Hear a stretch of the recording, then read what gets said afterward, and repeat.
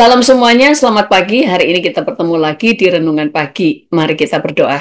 Terima kasih Tuhan Yesus untuk pagi hari ini, pagi yang cerah, pagi yang luar biasa, karena setiap hari adalah baru bagi kami, setiap hari adalah berkat, setiap hari adalah pengalaman perjalanan dengan Engkau, perjalanan mujizat, karena setiap hari kami ada di dalam penyertaan Tuhan. Dan hari ini kami mau mendengar firman Tuhan, biarlah setiap firman-Mu menjadi rema, menjadi daging dalam kehidupan kami. Karena firman-Mu membuat kami bijaksana dan membuat kami semakin mengenal Engkau. Terima kasih Tuhan, di dalam nama Tuhan Yesus, haleluya, amin.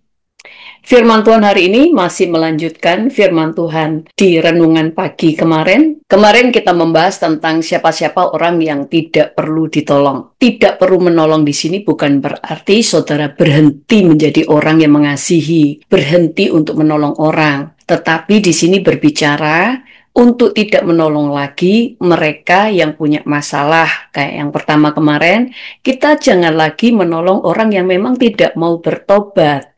Tetapi tolonglah orang lain karena masih banyak orang yang perlu ditolong. Bagaimana dengan ayat firman Tuhan tentang jangan jemu-jemu berbuat baik? Kita tentu saja jangan jemu untuk berbuat baik. Tetaplah menjadi orang yang baik tetapi bijaksana. Saudara sudah menolong seseorang, tetapi kalau pertolonganmu justru membuat orang itu tidak bertobat, maka kamu harus berhenti menolong dia supaya dia mulai berharap kepada Tuhan. Jangan mendukung kejahatan dia, jangan mendukung sifat dia yang kurang baik. Engkau mungkin berhenti untuk menolong dia, tetapi engkau tidak pernah berhenti untuk menolong orang lain karena ada banyak orang yang perlu ditolong. Jadi berhentilah menolong seseorang kalau pertolonganmu membuat dia tidak berhenti untuk berbuat jahat, atau kalau pertolonganmu membuat dia justru tidak pernah bertobat. Yang kedua, siapa yang tidak perlu kita tolong? Yaitu orang yang malas. Karena Alkitab berkata begini, di dalam 2 Tesalonika 3 ayat 10 berkata, sebab juga waktu kami berada di antara kamu, kami memberi peringatan ini kepada kamu. Jika seorang tidak mau bekerja, janganlah ia makan. Nah, ini adalah firman Tuhan. Kalau kamu berkata bahwa, oh sekalipun dia tidak mau bekerja, aku akan terus mencukupi dia, maka engkau tidak melakukan firman Tuhan atau engkau merasa lebih pintar dari Tuhan. Nah, orang tidak bekerja di sini bukan berarti kemudian langsung kita tidak bantu. Tetapi kita membantu seseorang karena orang itu butuh makan, orang itu belum bekerja atau baru saja di PHK. Saudara harus menolong dia supaya dia masih tetap bisa makan. Saudara menolong dia supaya dia bisa melamar pekerjaan lagi, sehingga mungkin saudara memberikan dia biaya transportasi, biaya untuk ngeprint ijazah dan sebagainya. Saudara mencukupkan kebutuhan dia. Tetapi berbeda kalau ada orang yang memang malas dan memang tidak mau bekerja. Nah, ini lain ceritanya. Kalau orang sudah memang tidak mau bekerja, kamu jangan lagi menolong dia. Jangan terus mensuplai dia untuk dia bisa makan, untuk dia bisa hidup. Karena sekali lagi, Tuhan itu mau setiap orang berubah. Setiap orang harus bisa dipercaya oleh Tuhan dan supaya dia bisa menjadi berkat. Bahkan Alkitab berkata begini tentang seorang pencuri. Di dalam kitab Efesus 4 ayat 28 berkata begini, orang yang mencuri janganlah ia mencuri lagi, tetapi baiklah ia bekerja keras dan melakukan pekerjaan yang baik dengan tangannya sendiri, supaya ia dapat membagikan sesuatu kepada orang yang berkekurangan. Nah, Tuhan itu nggak cuma mau orang yang mencuri itu bertobat, tetapi sekarang kamu harus bekerja. Setelah bekerja, meningkat lagi levelnya, bukan hanya bekerja untuk dirimu, tetapi supaya kamu bisa menjadi berkat, bisa menolong orang lain juga. Nah, karena target Tuhan itu yang terpenting adalah pertobatan dan perubahan karakter. Itu sebabnya jangan kita itu menjadi penghalang hilang untuk orang itu mengalami perubahan hidup. Sama seperti kalau ada ulat di dalam kepompong, kamu membantu ulat itu supaya cepat keluar menjadi kupu-kupu. Karena ulat yang masih di dalam kepompong, kalau dia sudah menjadi kupu-kupu, dia akan berusaha keras untuk keluar dari kepompongnya. Itu kelihatan sangat susah sekali dia keluarnya. Lalu saudara membantu dia, maka dia akan menjadi lemah. Apalagi kalau dia tidak berusaha keluar dari kepompong dan kamu yang merobeknya. Nah, itu akan menjadikan dia bukan punya karakter Kristus, karena dia menjadi orang yang tidak mau berjuang, menjadi orang yang malas, karena orang yang malas adalah orang yang egois. Dia mementingkan dirinya sendiri. Dia tidak mau bekerja, tidak mau menjadi berkat, dia menjadi benalu dan beban bagi orang lain. Itu sebabnya jangan membantu atau menolong orang yang malas. Pertama kali saudara harus menolong. Kalau terus saudara sudah tolong, tetapi dia tidak mau bangkit dari kemalasannya, maka berhentilah untuk mensuplai dia. Karena sekali lagi yang selalu saya khotbahkan, kita tidak dipanggil untuk menjadi perawat atau menjadi babysitter untuk jiwa-jiwa, tetapi seorang coach atau seseorang yang memuridkan orang lain supaya mereka bisa bertumbuh di dalam Tuhan. Yang ketiga, orang yang tidak perlu kita tolong adalah seorang manipulatif. Seorang manipulatif adalah seorang yang suka drama. Dia suka menjual cerita kesedihan, tetapi tujuan dia adalah untuk menguasai kamu. Dia ingin menguasai hidupmu. Dia ingin hidupmu itu hanya untuk dia. Pikiranmu, waktumu, tenagamu, uangmu untuk dia. Seorang manipulatif akan berusaha menguasai kamu, menguasai semua yang menjadi milikmu, menguasai hatimu, perasaanmu untuk kebutuhan dia.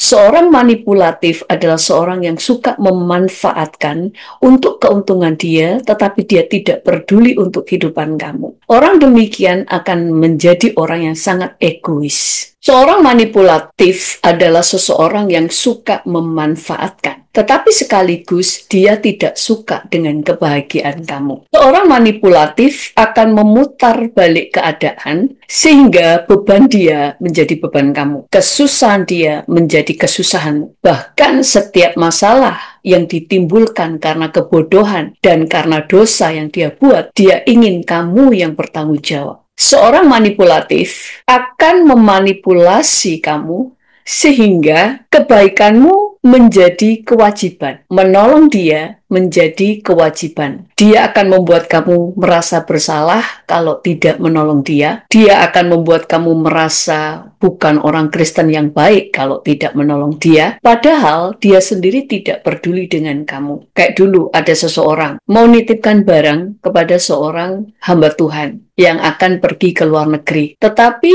tentu saja hamba Tuhan ini menolak titipannya. Karena hamba Tuhan ini sudah ada di bandara dan jemaatnya menitipkan barang. Dia berkata nggak berani membawa barang demikian aja karena dia tidak tahu apa isinya. Karena membahayakan. Dan orang ini berkata, oh hamba Tuhan kok tidak punya kasih, dititipin begini aja kok tidak mau. Padahal hamba Tuhan ini bukan tidak mau dititipin.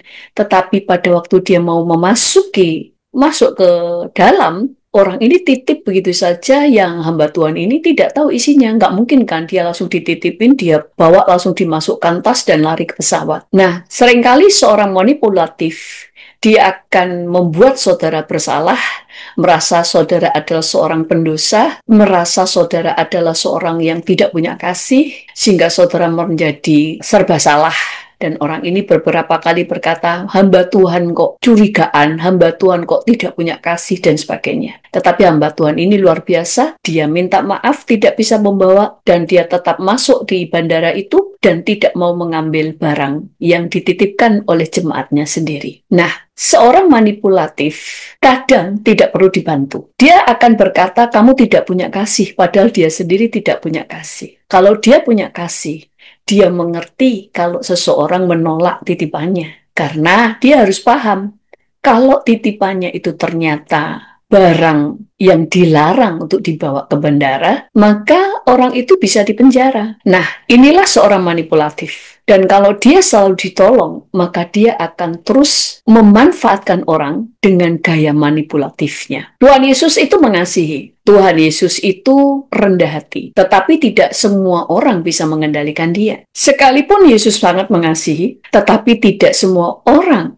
dia turuti kemauannya. Karena sekali lagi, yang terpenting di hadapan Tuhan adalah pertobatan seseorang. Hanya karena seseorang lantang menyuarakan kebutuhannya, tidak semua hal harus kita ikuti. Karena pada dasarnya setiap orang harus bertanggung jawab atas kehidupannya. Kayak dulu ada seseorang saya kenal, dia bekerja di luar negeri. Dia sudah tua, seorang bapak, dia sudah tua. Jalannya aja sudah agak bongkok. Tetapi dia tidak berani untuk pulang ke Indonesia. Kenapa kok tidak berani? Karena kalau dia pulang Indonesia, belum cukup uang untuk masa pensiun dia. Kenapa? Ternyata sejak dia datang ke luar negeri untuk bekerja, dia termasuk orang yang memanjakan keluarganya sebenarnya. Dia membiayai keluarganya, dia punya 2 anak, kemudian 2 menantu, dan menantunya juga anak-anaknya semuanya tidak ada yang bekerja. Selalu mereka berkata, karena pekerjaan susah lah, mereka dipecat lah, bosnya jahat lah, sehingga dia selalu membiayai keluarganya. Saya katakan bahwa itu salah dia sendiri, karena dia terus membiayai anak-anak dan mantunya, sehingga mereka merasa ngapain bekerja, dan mereka bergantung kepada ayah atau mertua mereka. Padahal ayah mereka ini sudah tua, sekitar umur sudah 70 tahun, jalannya sudah agak bungkuk, bahkan tangannya itu jari-jarinya ini sudah besar-besar gitu loh. Di sininya, di sendi-sendinya itu kelihatan bengkak besar-besar gitu. Kenapa? Ya, karena dia terus membiayai orang yang tidak mau bekerja. Padahal Alkitab sudah berkata, orang yang tidak bekerja tidak boleh makan. Karena kemalasan bukan karakter kerajaan Allah. Bukan karakter anak-anak Allah. Seorang manipulatif akan membuat masalah dia menjadi masalah kamu. Ada seorang yang meminjam uang kepada saudaranya. Dia berkata bahwa akan diganti 1 bulan kemudian. Dia bilang sangat butuh. Nah, saudaranya karena mengasihi meminjamkan uangnya. Padahal uang ini adalah uang tabungan untuk DP rumah yang sudah dikumpulkan suaminya bertahun-tahun. Sampai terkumpul 450 juta. Dan saudaranya ini karena mengasihi saudara dan percaya, dia meminjamkan 450 juta kepada saudaranya. Dan ternyata saudaranya tidak mau mengembalikan uangnya. Pada waktu suaminya sudah menemukan rumah dengan nilai DP yang cukup dengan tabungan dia dengan senang mengatakan kepada istrinya dia bakal beli rumah. Pada waktu dia melihat tabungannya, ternyata tidak ada uang sama sekali. Istrinya nangis-nangis dan berkata dipinjam saudaranya dan belum dikembalikan sampai hari itu. Padahal waktu itu sudah beberapa bulan berlalu. Tetapi saudaranya tidak mengembalikannya. Suaminya marah banget karena harapannya hancur. Saudaranya bebas dari masalah, mereka berbahagia. Sekarang yang punya masalah adalah saudaranya yang telah meminjamkan uang. Mereka tidak punya rumah, mereka akhirnya bertengkar di dalam rumah tangga itu. Suaminya sangat sakit hati karena dia merasa kerja kerasnya selama ini sia-sia. Kedua, dia merasa ditipu oleh istrinya. Kenapa istrinya nggak ngomong dulu? Tiba-tiba mengambil uangnya, sehingga dia sangat kecewa. Nah, masalah dari saudaranya menjadi masalah dia. Kenapa? Seorang manipulatif, dia pandai membuat cerita. Itu sebabnya saudara harus bisa menjaga dirimu sendiri. Sekalipun seseorang nangis-nangis, bukan berarti engkau selalu menuruti apapun yang dia mau. Bantulah sesuai dengan kemampuanmu, bukan sesuai dengan keinginan dia. Itu sebabnya selalu berdoa kepada Tuhan supaya kita punya hikmat. Ada orang-orang yang memang harus kita tolong. Ada orang-orang yang tidak perlu ditolong. Seorang manipulatif akan suka untuk morotin kamu dengan jual ceritanya. Kalau bisa sampai habis. Selama dia bisa memanfaatkan kamu, selama dia melihat kamu tidak bisa menolak, kamu adalah orang yang mudah dimanfaatkan, kamu adalah orang yang tidak pernah tega untuk berkata tidak, maka dia akan terus morotin kamu atau memeras hidupmu bila perlu sampai habis. Karena seorang manipulatif, dia melakukan segala sesuatu untuk kepentingan dia tanpa peduli pada korbannya. Justru ketulusan kamu akan dia lihat sebagai kesempatan untuk memeras hidupmu. Sekali lagi, tetap mengasihi. Engkau tidak perlu kepahitan, tetap berbuat baik kepada orang itu, tapi bukan berarti berbuat baik adalah dengan memberikan apapun yang dia mau. Tuhan aja di dalam kehidupan kita, tidak semua yang kita inginin Tuhan berikan, tetapi yang kita butuhkan yang Tuhan berikan. Karena Tuhan mau kita memiliki karakter yang benar. Setelah kita menjadi orang yang benar, menjadi orang yang bisa dipercaya, baru Tuhan memberikan apa yang kita inginkan. Demikian juga dengan hidup kita kepada orang lain. Nggak semua yang dia inginkan kita berikan, tetapi apa yang dia butuhkan kita berikan. Bagaimana memberikan apa yang mereka butuhkan? Ya dengan stop mensuplai mereka, stop memberikan bantuan, sehingga mau nggak mau mereka keluar dari comfort zone mereka. Karena untuk mendidik orang adalah bukan dengan memberikan apa yang mereka mau, bukan memberikan apa yang mereka inginkan, tetapi berikan apa yang mereka butuhkan. Yang mereka butuhkan adalah ketegasan, berhenti suplai, supaya mereka akhirnya bergantung kepada Tuhan dan bergantung kepada kaki mereka sendiri. Karena target kita adalah supaya mereka berubah dan supaya mereka bertobat. Mari kita berdoa. Terima kasih kepadamu Tuhan. Engkau menyelamatkan kami untuk membawa keselamatan bagi banyak orang.